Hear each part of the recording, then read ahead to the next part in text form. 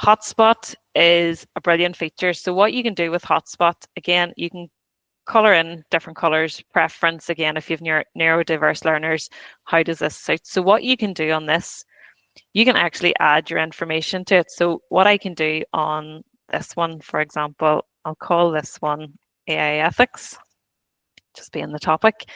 And what is ethics? And what you can do with this, change your background, you can link a component. So you can add an image to that. So I'm just going to link this component image was directly there. You can order them about. And when this is active and students are clicking on it, they can directly take them the information and they can give them more information on that. So you can continue to add that.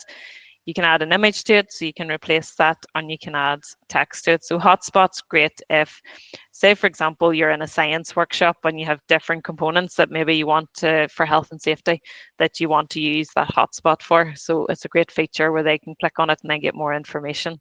So this was the first slide.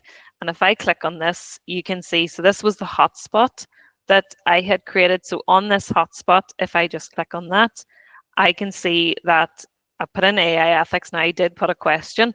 You could do a hotspot as a question, but what your hotspot could also do is it could have a definition around that. So like AI ethics, and I could have a definition. And if you have like a science lab, or if you're in a workshop where a student has to label different parts of a machine or different parts of an object, that's a really good feature to add in.